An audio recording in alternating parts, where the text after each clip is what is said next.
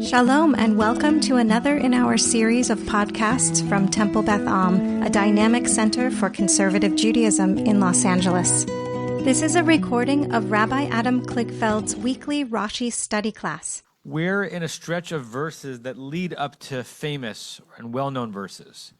The well-known verses are the verses from which we get the 4 languages of redemption, which of course are really 5 languages of redemption, but that creates either in real time or ex post facto the iconic number 4 in the Pesach Seder. And we're in the verses that lead up to that. My guess is that we'll probably get just to the beginning of those verses. Hi, Sue. Boker Tov today. And a reminder, hopefully you got the email, that this will be my last class with you until Sukkot. But most of the weeks in between, Leonard will be teaching unless it's Yontif. That email went out last week. It did not go out? Okay. Let me make a note to myself to get that out. Okay. Sorry about that. That will go out very soon. Okay, so we are on chapter 6 of the book of Shemot, and still in the first few verses of Parshat Va'era. And there's something, I don't know how to say this, a little bit circular or slow or frustrating with reading this set of verses very slowly and doing each Rashi on it, without doing what we sometimes do, which is to read the whole section. Because if you read a verse and then Rashi and then a verse and Rashi, it's very hard to not read Rashi as being both repetitive and almost superfluous. Now, maybe sometimes Rashi is repetitive and superfluous, but we tend to read Rashi as if he's not. And so sometimes it's helpful to read a string of verses in a row. So what I'd like to do, last time, we started reading verse 5, I believe. Did we finish? Where's the Hodati? No, verse 3, excuse me. And we did some of the Rashis in verse 3 and not all of them. I want to read through verses 3, 4, and 5 and get a sense of what's going on in all these verses, and then we'll come back and do the Rashis, okay? So bear with me.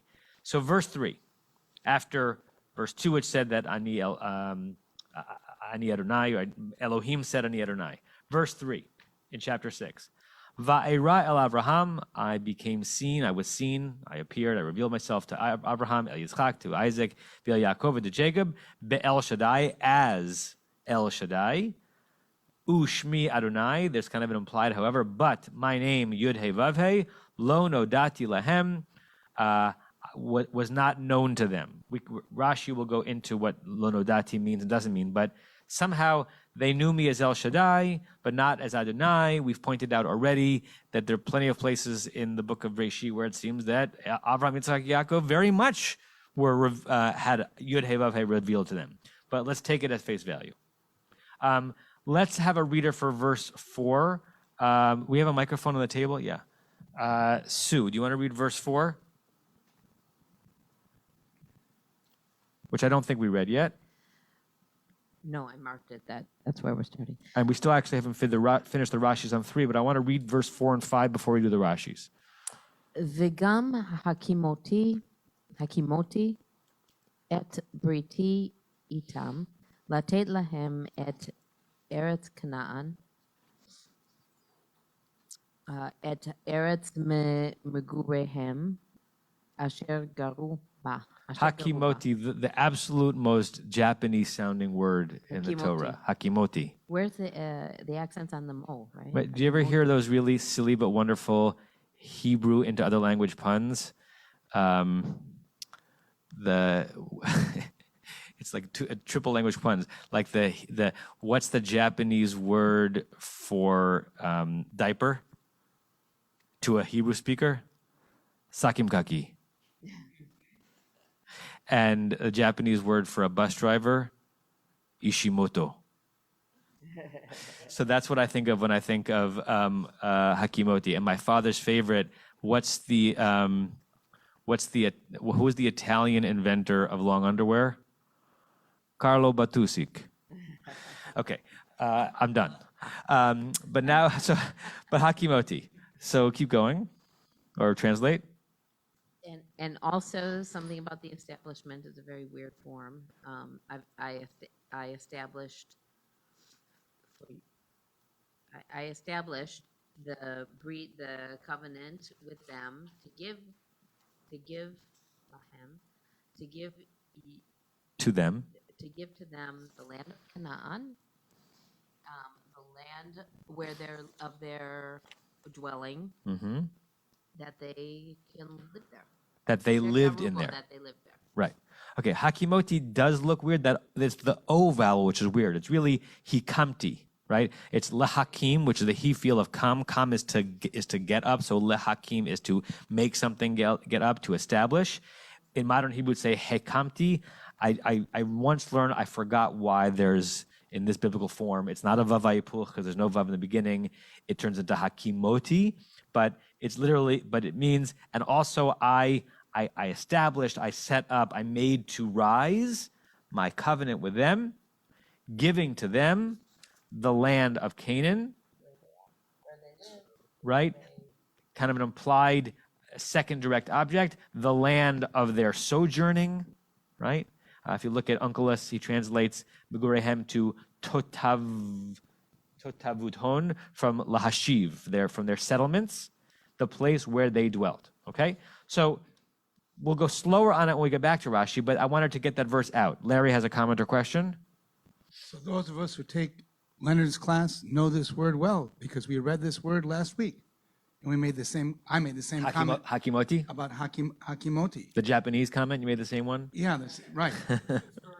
So it's in Bereshit chapter 6, verse 18. And what's the full verse there? This is with Noach? Yes. Bereshit 6:18? 6:18. I'll pull it up on the board. The hakimoti et brit itach ubati el hateva ata uvanecha ishtecha uneshe v'necha itach. Right. So same exact word, hakimoti. The only difference is the stress. In Breshit, it's vahakimoti. In the stress, it's a vav hayipuch, so it's actually a future tense word, right? And the stress on the T here, it's no vav, it's hakimoti, but it's the same essential verb. My covenant with you, you'll go into the ark, you and your. This is the verse that says that there was a mechitza in the ark, because you and your sons are going to go, and then your wife and your sons' wives. Okay. Before we read the next verse, any comments or questions on not the miniature particulars that we'll go into later, but just what's basically being transmitted in this verse and its relationship to the previous verse? Like if you have to paraphrase it, after God says to Moshe, your ancestors knew me as El Shaddai, but they did not know me as Adonai, what's basically being communicated in this verse is what, in your own paraphrased words, Leonard? Right. It's almost like even though they didn't know me as Yud Hey Vav Hey, I did make promises to them. And the promises that I made to them, and I'm now kind of almost pre-involving the Rashi in understanding the verses, the promises I made to them, they never experienced fulfilled. And now a parentheses in parentheses. And because of that, they never really got the Yud Hey Vav Hey of me, because they lived and died with unfulfilled promises. But now we're on the precipice.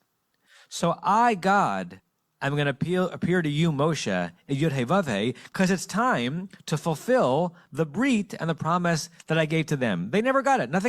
It wasn't their fault. They never got it. They knew it was coming. Now it's about to be coming. Right? Let's keep reading the next verse, Sue.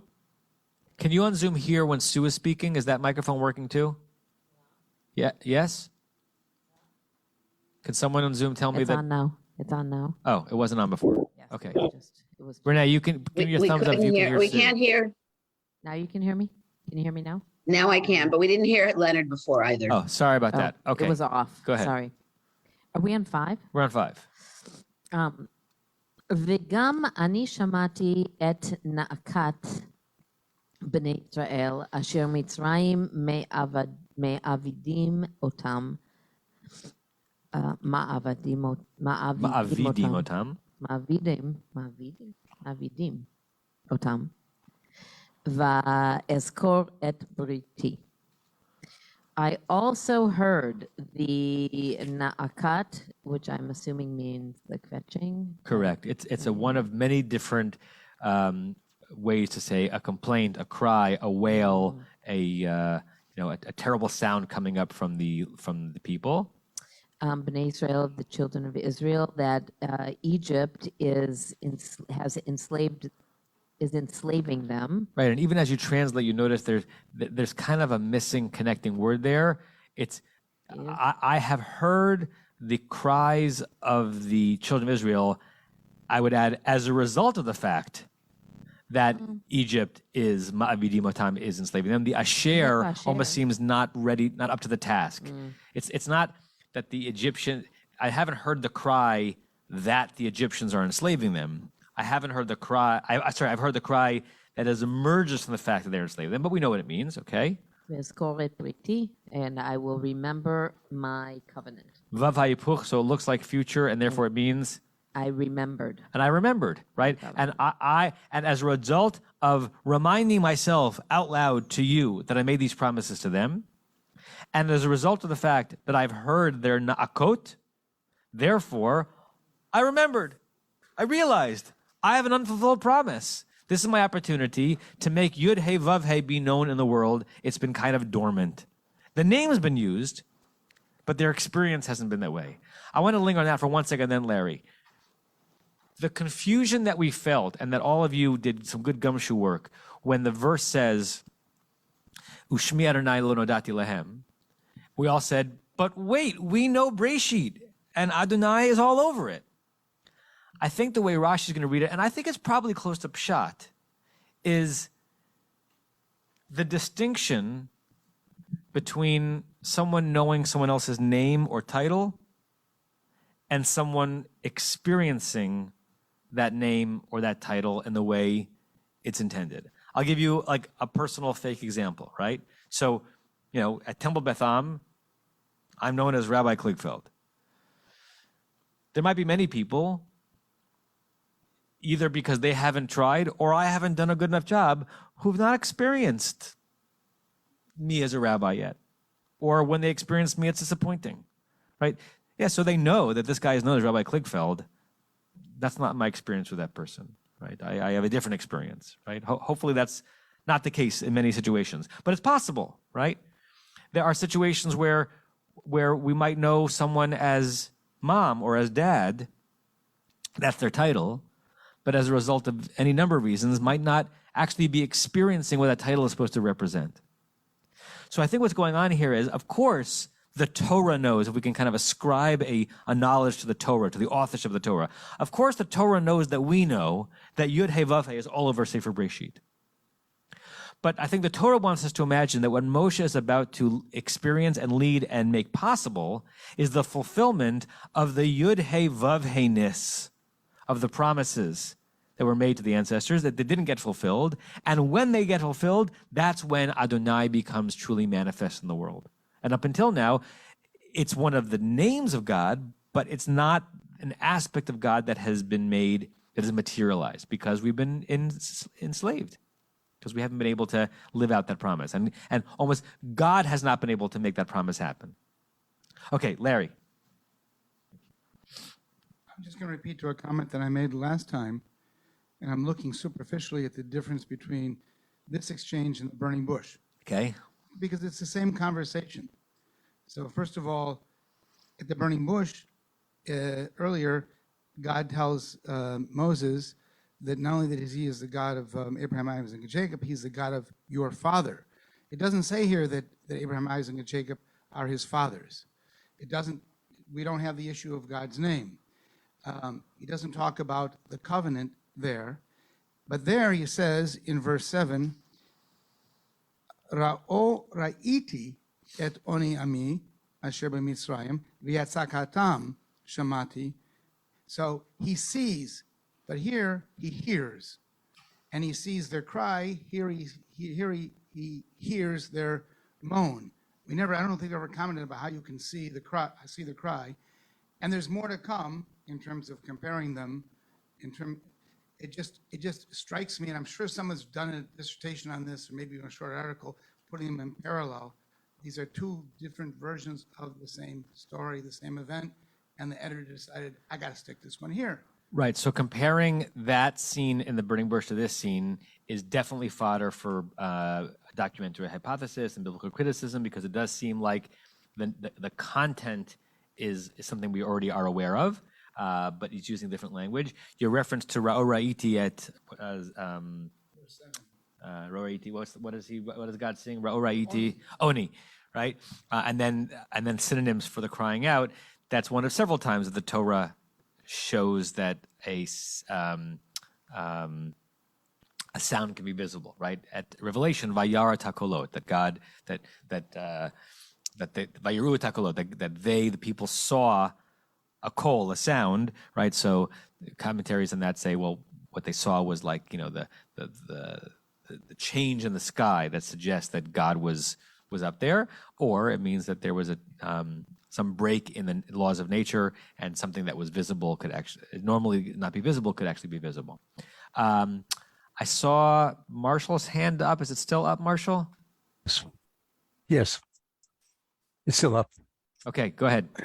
I just want to go back to verse 4 and the beginning of verse 5. I just noticed and this has to do with the trope patterns and the grammar of the trope. So in verse 4, we have V'gam hakimoti ebriti itam. It just flows together. And yet verse 5, we have at the beginning a munach legarme, which is sort of a pausal form. V'gam ani shamati. So there seems to be something different going on here in the way God is speaking.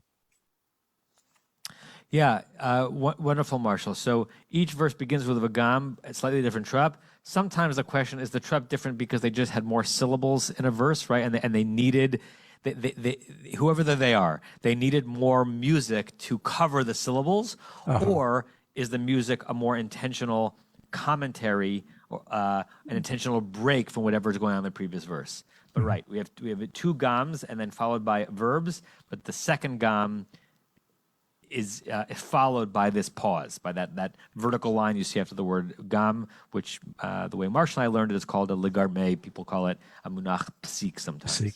Mm-hmm. Anyone else on Zoom who's... Okay, Alan? Yeah.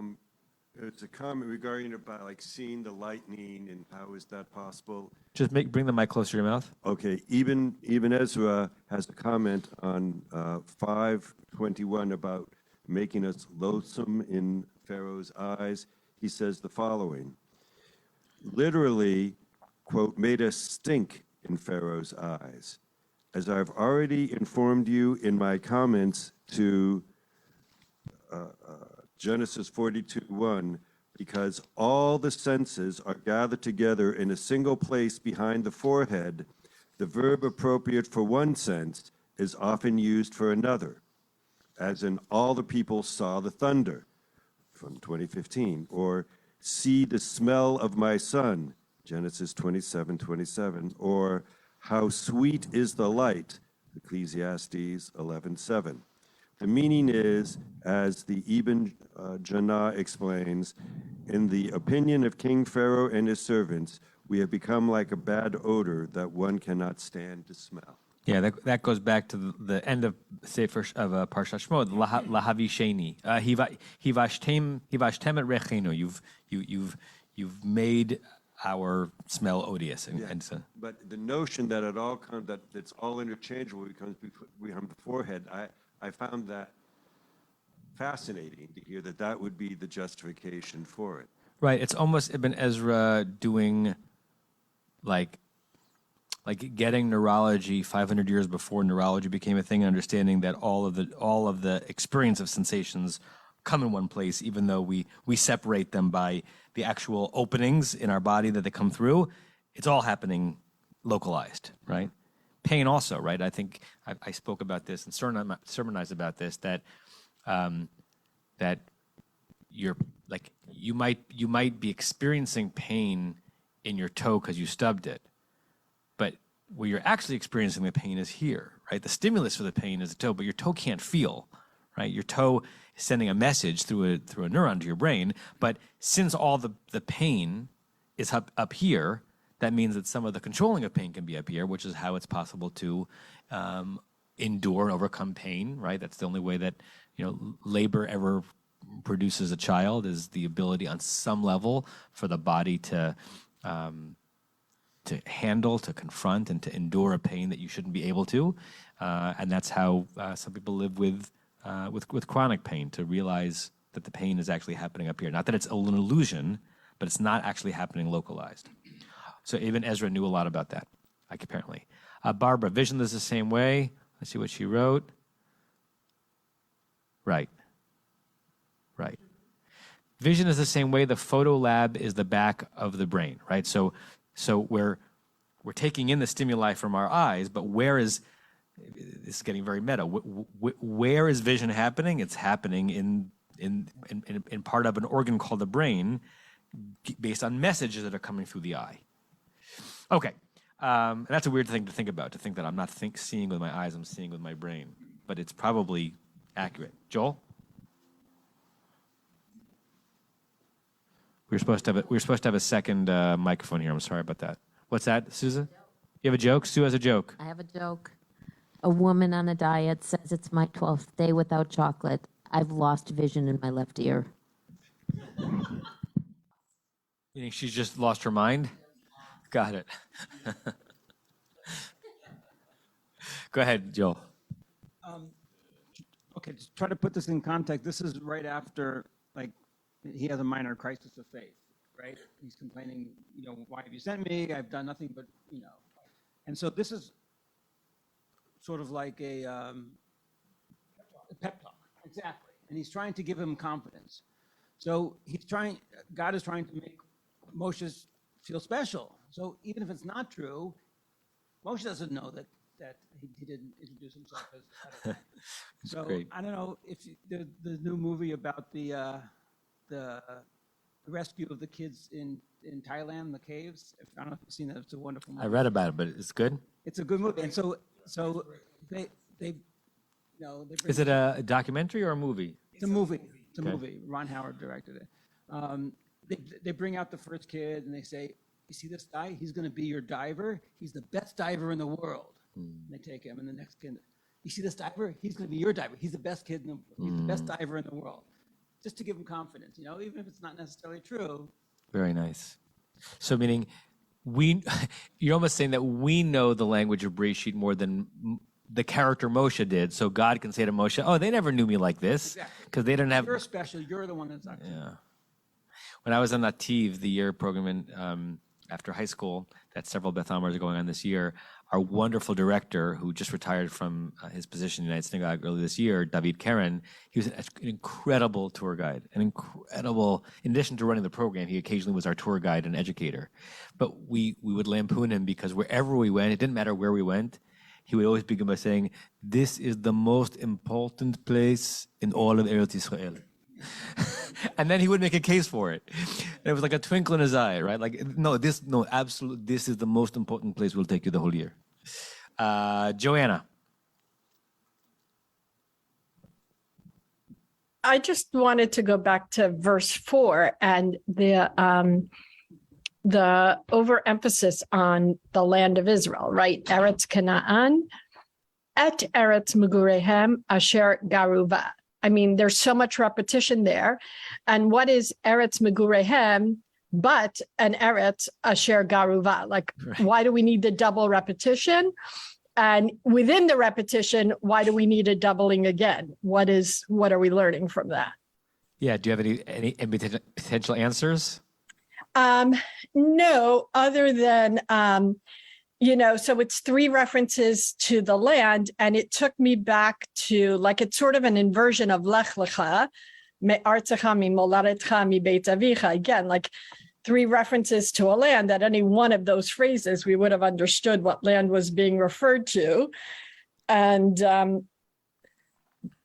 the first covenant being established with Abraham, the first brit with Abraham, and that this is the what happened to a family is now what's going to happen to a nation. Yeah.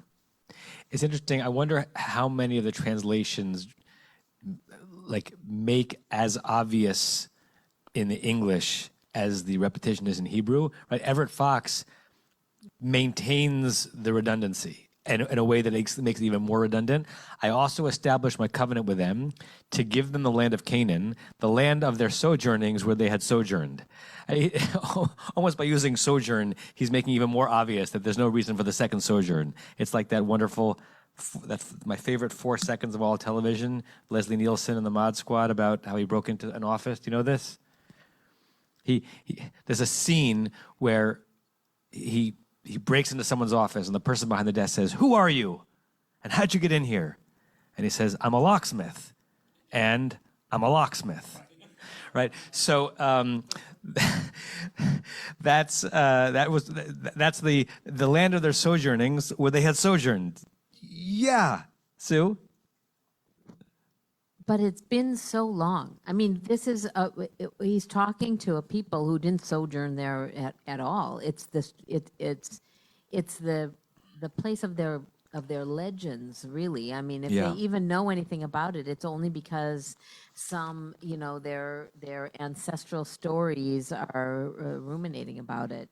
Well, that's why it's a hem and not a chem, right? So the there, Their, is God telling Moshe where they, your ancestors, Abraham, Isaac, and Jacob, their megurehem, asher garuvam, where they had guard, right? So it actually is nostalgic, right? It's a place where, Moshe, you've never been, right? But it was a place where they had their wanderings. How does Aryeh Kaplan translate that? Which one? Verse 4. Can we give We can, but Oh, you're not I done? have them in. But I Oh, have sorry. them. But doesn't it just? I mean, it's hard to just move on and not consistently ask, why did it take so darn long? Why? Why generations and generations of people who never? Why did it take so long? I don't know. Rashi, in a comment we'll probably not get to until Sukkot, brings this back to Brit Ben Abitarim, the covenant between the split birds, where it's tucked in Parshat Lech Lecha. And if we take the text as a coherent whole from beginning to end, it's tucked into Parshat Lech Lecha that you're in Canaan now, and you're going to leave for quite a long time, and you're going to have negative experiences, and it's not going to be for a long time until you come back here, right? As if even in the initial promise where God is saying to Abraham, I'm deeding this land to you, but not yet, right? So that internally doesn't answer the question why, but it internally sets up that the arc of the story is that whatever is going to happen with Abraham, Isaac, and Jacob, that family, it's not going to come to fruition until much, much later. And we reference that in the Haggadah, right? When it's all that interesting math about how many years they were actually enslaved, it mentions some of these verses in Breshit, and it does raise like internally interesting questions about what it is or what it was about God or the people or both that made it such that we began here, our intent was to end here, but for a very long time we were here. Is that their fault, our fault, God's fault?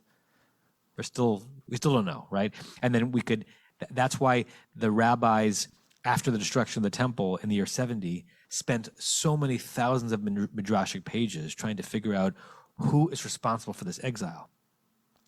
Is this God doing Hester Panim, God covering God's face the way it may happen in Egypt? Is this our fault, right? From the Musaf and the Yentiv,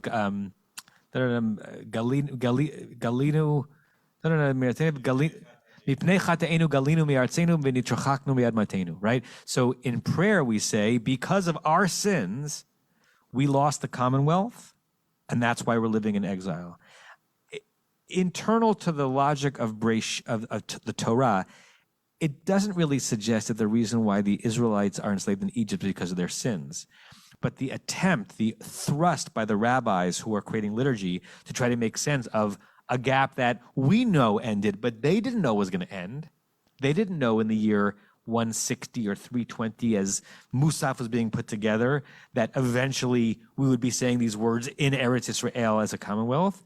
They were trying to make sense. Whose fault is this? Is this just the way God operates? This is another undulating arc. We're there, we're not there. We're there, we're not there. God told us that in Brita Bin Abtarim. Or did we earn it this time? And had it been up to God, we would have stayed there. And obviously there's no resolution to it. But these are mega issues in Jewish intellectual history. Larry. That last comment, we can go on for a long time. Yeah. I just want to comment on that one. To a large extent, our connection to the land isn't just, well, this is where we were born, or our ancestors were born. We're the indigenous people. Yeah. It's we keep coming back, even to today. That's all I'm going to say about that. I'll read Aryeh Kaplan, but I want to say something about the thrice repetition, or even 4 times repetition, which occurs all the time in the Akedah. It's take your son, your only son, the one you love, Isaac. So there's 4 Right. in that time. And it happens all the time. But I think we do it too. So in our writing, when I write, I notice when you write, we like to repeat. And I sometimes intentionally, for whatever reason, I'm even looking at the thesaurus, what else do I want to say? And I think it's simply for emphasis. We think by repeating, using a similar word or very, very young word, we simply emphasize that point. Right. Or subtle shades of meaning that a near synonym will evoke. However, this is very boring repetition. Eretz Megurehem Asher Garu Ba, that hasn't even added anything. That's not even a repetition for emphasis. So Kaplan does. So there we go. Okay. So you're right about Kaplan. Kaplan wants to change it. And so he says, I also made my covenant with them, promising to give them the land of Canaan, the land of their pilgrimage, where they lived as foreigners. It's wonderful. It's so untethered to the words, but it's wonderful. And then, right, it is. Alter is true to the words. It's the sojournings in which they sojourned. Yeah. But his explanation is God's language stresses the character of temporary residence of the nomadic forefathers in the land. Now temporary residence, Migurim, will be transformed into fixed settlement, Yeshiva. Nice.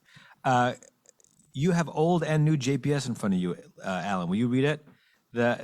Alan, just show the book that you've got. This is Karasik's book. Yeah, this is an incredible work. I think it's the first time that the Mikra Gdolot, which is several commentaries on the Torah on one page, were all translated into English and combined together in one volume by this incredible scholar, Michael Karasik. And I think he includes in it both the new JPS translation from the 80s and the older one from 1917. Can we give Alan the microphone? Read the new one first, and then read the old one on verse 6:3. 6:4, correct, 6:4. And bring the mic as close to your mouth as you can. Okay. Read the new one first. Yeah.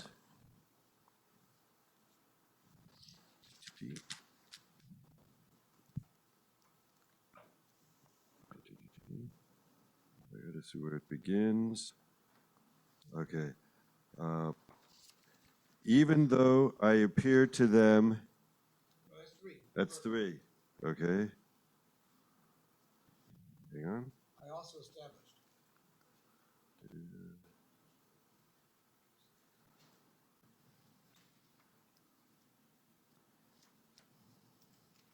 Hang on. It's the next verse. Yeah, I know. I'm just as sojourners. Okay. I've got 5 here, but I go back to 4. Nice. I'm looking at this. Okay. Because I don't see the 4. Yeah. Oh, you know what it is? I'm looking at Rashi. I need another cup of coffee. All right. Okay. I also established my covenant with them to give them the land of Canaan, the land in which they lived as sojourners. Say that one more time. The land in which, so he only used the sojourn once, okay? That's Yeah. that's new JPS 1980, whatever. And That's then right. old 1917 JPS? And I have also established my covenant with them to give them the land of Canaan, the land of their sojournings, wherein they sojourned. So 70 years later, JPS says, this is just silly, right? It's so interesting. For the 100,000th time, translation is so hard. It is so hard to do well. So it's the same, you have the same company 2 generations apart saying, we can't leave it like that. We'll leave it like that in the Hebrew. We can't leave it in English. Barry, and then Joel. I'm rereading the third time Zachor, Jewish History by Yosef Yerushalayim. Yerushalmi, my college history professor. There's backstory why I'm reading that, but a great emphasis on Jewish memory versus Jewish history. And our minds are very entwined in these two things. We get very confused.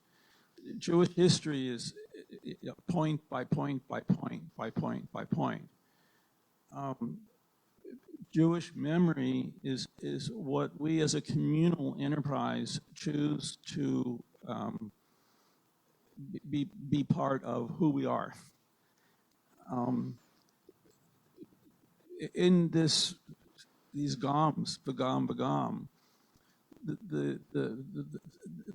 these goms are what our memory is, and the last gom is God's memory, God's remembering of Eskor. The Eskor is not related to historical point by point.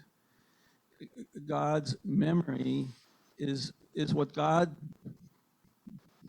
recalls, what's important to God. Yeah. And it's not connected necessarily to all the points that came before. And so when we're trying to straighten this out, we lose the essence of what's being said. We don't try to straighten it out. Yeah. And all recollections are imperfect, even God's recollections, because they are going to leave something out or add something in or interpret it as it's being shared. I missed you, Barry? Should we hear it again? Sorry, Barry. Go ahead, Joel. I just wanted to stand up. I wanted to stand up for the repetition. Okay. Of the Amidah. I mean, so, the purpose. Happy birthday to Joel. Thank It's you, your birthday? Barbara. Thank you, Barbara. Today? Today is my birthday. Yes. Yom Huledet Sameach, Yom Huledet. That's twice already. Yom Huledet 3 times. Meach, Yom Huledet. Four times we sang that to you. Let's do it again. No, go ahead.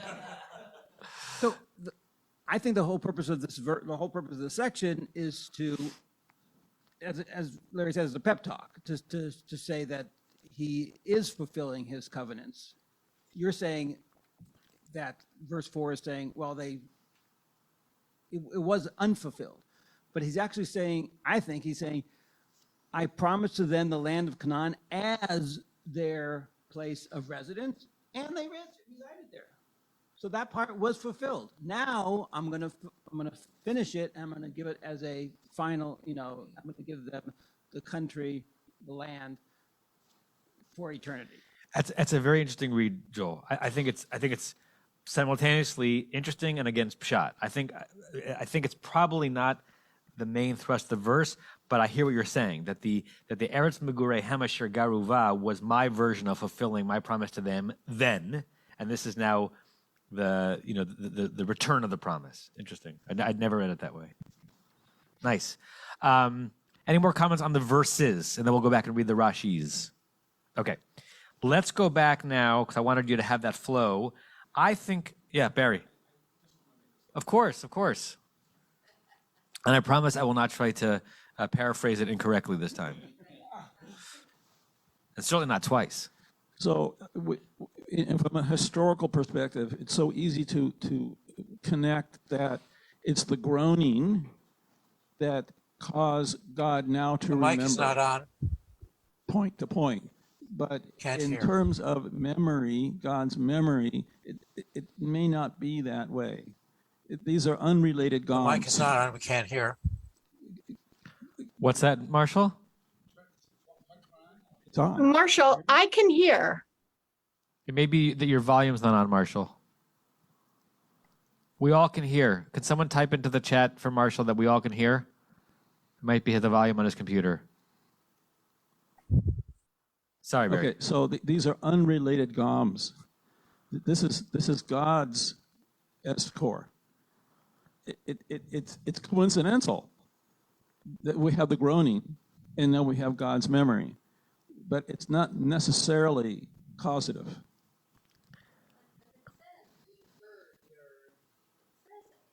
It's very easy, so easy to read it that way, and so. Let's let that stand so that I don't ruin it by trying to repackage it. Great. Okay, let's go back to the second Rashi on verse 3, because I think we read the first two, the Va'era El Shaddai. Sue, you want to still be up? Ushmi Adonai lo nodati lahem? Send that microphone. The third Rashi on verse 3, Ushmi Adonai. Did we read this one last week?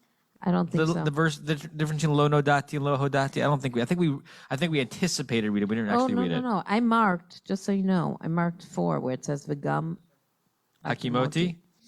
Yeah. Let's now read this third Rashi in verse 3 in light of having read all those 3 verses together. Okay. Ushmi Adonai lo nodati lahem. And by the way, I'm just going to, and this to me, Joel, is at least why Rashi would disagree with your read, right? That doesn't mean that Rashi is correct. What does he know? I know he was French and a little long time ago. What did he know? Okay. Okay, so they didn't know me by this name, right? My phone is always listening. I don't know how to stop it. But lo hodati, thank you. Lo hodati ein kativ kan. And put quotation marks around lo hodati. Lo hodati ein kativ kan ele lo nodati. Okay, what does that sentence mean? Means it's not written here like lo nodati. It says lo hodati. Reverse. No. Lo hodati ein kativ kan. It does not say in the verse with a hey. Rather, it says with a nun. And now this is very Pikayun grammar, the difference between 2 different passive forms, right? Okay. Kind of hufal and nifal, something like that, right? And it would be very hard to translate them very differently in English. But if I tried to use English to kind of make Rashi's sentence make sense, it would be something like this. It doesn't say that I didn't inform them. It says they didn't really get it. It says they weren't informed. Yeah, but not that they were, not that I did not throw the yeda, the knowledge at them, but that yeda did not get absorbed into them, right? Somehow the hodati is me exposing information. The nodati is what actually got absorbed into them. So it says that, it does not say, to all of you who are going to quote verses from Breshit saying, wait a second, Yud Hey Vav is all over the place. It doesn't say that I didn't introduce myself that way. What it does say is that they never actually got the fullness of Yud Hey Vav Hey. This is now my English attempt at trying to make that sentence work in Rashi. Go ahead. Lo nikarti lahem bamidat amitut sheli. Do that phrase. I wasn't. Yep. I wasn't known to them Uh-huh. in the measure of my truth. Right. I somehow Hekirut. Today is Yom Hekirut, Pressman. The day of familiarity when kids come and meet their teachers. Lahakir, to know intimately, right?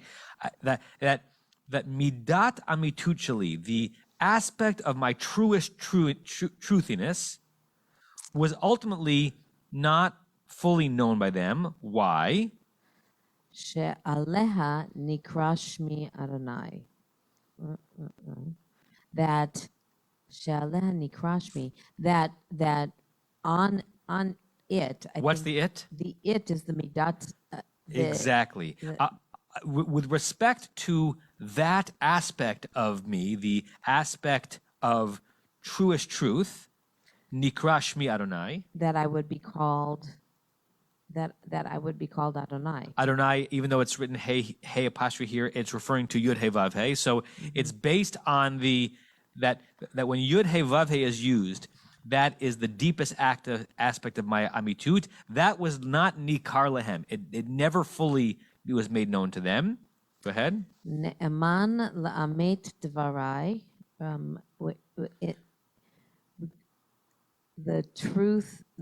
No, ne'eman. That they would believe in the truth of my words. Right, or that I am believable. Ne'eman, someone who's ne'eman is trustworthy, right? The deepest aspect of my truth was not known by them. The fact that I could be trusted, ne'eman, le'amet. It's interesting to put le'amet as a verb, to truthify, to verify my words. And why was it the case that they never got that? Because sheharei iftachtim velo kiyamti. Meaning? That because, behold, then they're like that. I promised. I promised them, but I didn't establish. I didn't fulfill it. I didn't do it. Yeah. I didn't deliver. Where, Yaakov's life ends in Egypt, right? That's the story of the family. Ends with the family reunited but displaced, right? Back together, but not like it's not that Israel and Egypt are polarities because like geographically they're just near each other, but they're conceptual polarities. So Sefer Breshit ends with the people of Israel on the opposite pole from where I promised them they would be. So on his deathbed, God might be saying to Moshe, Jacob might have been saying, where are we? And why aren't we where God said we were going to be? Eretz Mugurehem Asher Garabah. We were dwelling there, now we're not. So I don't know if I really got Yud Hey Vav Hey according to God's telling Moshe through Rashi's interpretation. I never fulfilled it. Barry, I promised them, hiftachtim, hiftachti otam. It's putting the suffix, the direct object into the suffix. Ani hiftachti, I promised to them, otam, hiftachtim. I've got this interesting footnote that God did make his name Yud-Heh-Vav-Heh known to Abraham in Breshit 15:7. Ani Yud-Heh-Vav-Heh asher otzeti meir kastim. I am Yud-Heh-Vav-Heh who took you out of Kastim. So he did fulfill in that sense to Abraham. Right. Rashi is saying what God did not fulfill is the promise of establishing this nation on this land, because when their arc ends, they are very far from it geographically and conceptually. Rick, you just holding a mic, or you want to say something? Holding it, but Rosh Hashanah coming up, and Abraham not killing his kid, and he's saying on top of the mountain, Adonai Yireh, Adonai Yera'eh. I just wanted to throw that in there. We do have God's name that way there, and it's every Rosh Hashanah. It's the main thing that he should be known, and stop killing your kids, and be more ethical. It is there. Last Sunday, we moved Aiden into her dorm at Brandeis, and then we went into Waltham, Massachusetts to get lunch or coffee. And as we're driving out of Brandeis and getting to Waltham, we passed a little mechanic shop. And then had to look at the mechanic shop several times to understand what it was saying. What was the name of this mechanic shop? Jahweh. Jireh. Adonai, this was Adonai Yireh mechanic shop. Yahweh Jireh. It's exactly what I don't know. It's probably some fundamentalist Christian or Seventh-day Adventist something or more. I was like, that is exactly where I want to bring my car to be fixed. This is being fixed. Adonai Yireh. God will provide. It's almost as if like, you take out in this mechanic shop, you take out the child and put in the ram. I don't know. It was very funny. Remember to put it back again. Leonard. I just wanted to say that I was camping years ago, and we met a Hispanic family, and the daughter's name was Adonaya. And I mentioned this to Rabbi Dorf, and he mentioned that he was at a conference in Mexico once, and the server at the conference name is a man. His name was Adonai. And so when they would go to their meals, they wonder, I wonder what Adonai will provide for us today. So you know what's amazing about that story? That story is not about Elliot. It's about my father who told him that story because they were unless both my father and my father-in-law have been at a resort in Mexico with a father Adonai. My parents went to a resort in Cabo and their server was Adonai, right? Well, will Adonai provide for us today? So either Elliot forgot that he didn't even have that experience. Sometimes we tell someone else's memories their own, or someone got mixed up. But no, that's a Kligfeld story. That's not a Dorf story. That's a Kligfeld story. I bet he told you about all these books also, right? Can I read the Aryeh Kaplan translation, which I think is informed by Rashi?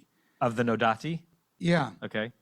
He says, I revealed myself to Abraham, Isaac, and Jacob as God Almighty, El Shaddai, and did not allow them to know me by my name. Yeah. Yud-Heh Vav-Heh. Yeah.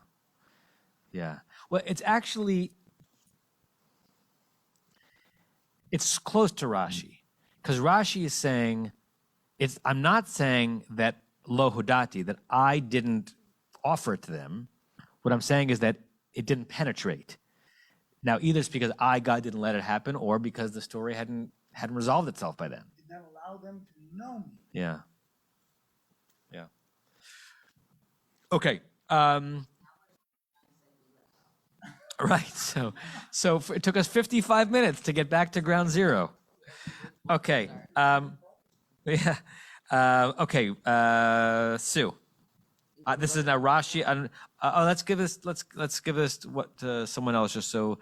Carol, do you want to take us home? V'gam hakimoti et briti. We did all these psukim before you had walked in. We read 3, 4, and 5 together, and now we're going back doing the Rashis. Okay. V'gam hakimoti et briti v'gomer. V'gam kasher nir'iti lahem ba'el Shaddai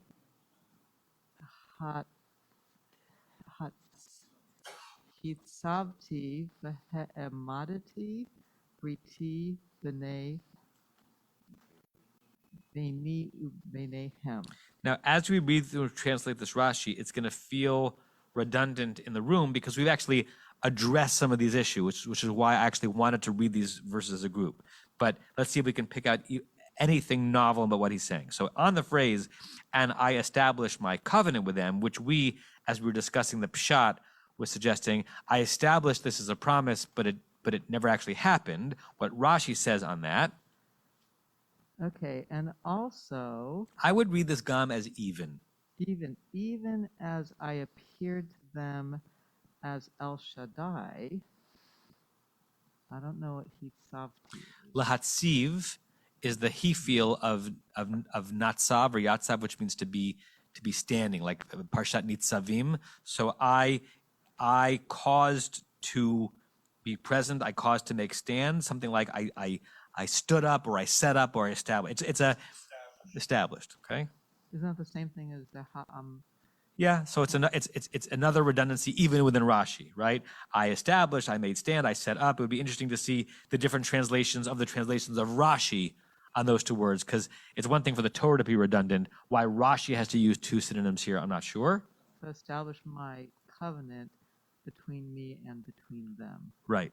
So we know what the words mean. Can anyone pull out something novel about what Rashi is saying here, or what he's disabusing us of by saying these words? He's taking his core at Veriti and changing it to Amati Veriti a little bit. Right. The Eskor Briti is on verse 5. Rashi's focusing locally on Vagam Hakimoti at Briti, that I set up my covenant with them. What I hear Rashi doing here, and that's why I like to read these verses, as I said, is just reinforcing and establishing I did have a relationship with them. And where did it get to? It got to my saying to them, I promise you. But I promise you ... I promise you, I'm setting up the covenant. This is real and this is established, and now is when it's having a chance of actually being fulfilled. Joanna? In modern Hebrew, when you say gam twice, gam v'gam, what you're in essence saying is the two sides of the coin are true. And I think the same thing is happening here. On the one hand, our ancestors didn't fully comprehend or absorb the totality. But on the other hand, what is happening now is a continuation of what started with the ancestors. So to read verses 4 and 5 is gam this and gam that. That's lovely. I have no idea if the idiomatic Hebrew works that way then, but I'll accept it because I like it. It's 9:29 with Pressman back in session. I've promised Pressman as the school and the shul are trying once again to learn how to use indoor space simultaneously, because for 2.5 years we've been mostly outdoors. I promised to really have us be out by 9:31. So an email will go out very soon reminding you of the upcoming calendar. I thought it had gone out. I apologize about that. I will. Your next in person with me is Chol HaMoed Sukkot. But many of the weeks in between, Leonard will be hosting class all on Zoom, right? So our next in person is Chol HaMoed Sukkot. Hopefully in the Sukkah, if we can get the technology to work out, and if it's not too loud with kids running by. Happy Wednesday, happy Elul. I'll miss you and I'll miss this, but I'll hopefully see many of you in many different ways between now and then. You have been listening to another in our series of podcasts from Temple Beth Am, a dynamic center for conservative Judaism in Los Angeles. If you enjoy these podcasts, we invite you to write a review on the Apple Podcast site or wherever you get your podcasts. For more information about Temple Beth Am Los Angeles, go to tbala.org.